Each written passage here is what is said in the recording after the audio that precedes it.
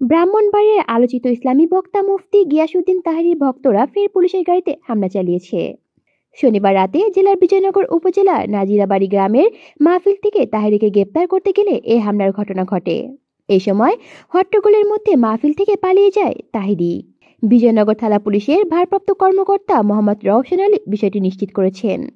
খোঁজ নিয়ে জানা গেছে, গতকাল শনিবার বিজয়নগর উপজেলার নাজিরাবাড়ি গ্রামে আহলে সুন্নাত ওয়াল জামায়াত নামের একটি স্থানীয় সংগঠনের আয়োজনে মাহফিলে গিয়াসউদ্দিন তাহেরী উপস্থিত হন। তবে মাহফিলের কোনো অনুমতি না থাকায় খবর পেয়ে বিজয়নগর থানা পুলিশের প্রতিনিধি দল সেখানে উপস্থিত হয়। এতে উত্তপ্ত হয়ে ওঠে মাহফিলের পরিবেশ।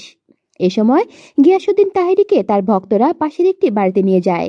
পরে তিনি বাড়ির পেছনের বিল দিয়ে ছদ্মবেশে পালিয়ে যান। মাহফিলে উপস্থিত উত্তেজিত জনতা পুলিশের ব্যবহৃত 3টি গাড়ির গ্লাস ভাঙচুর করে। এ ঘটনায় এসআই ফারুক আহমেদ, এএসআই প্রদীপ সাহা সহ 6 জন পুলিশ আহত হয়েছে। পুলিশের গাড়ি ভাঙচুর, পুলিশের কাজে বাধা ও পরিবেশ অস্থিতিশীল করার অপরাধে 6 জনকে আটক করা হয়েছে। কলি শিকদার, বাংলা নিউজ নেটওয়ার্ক।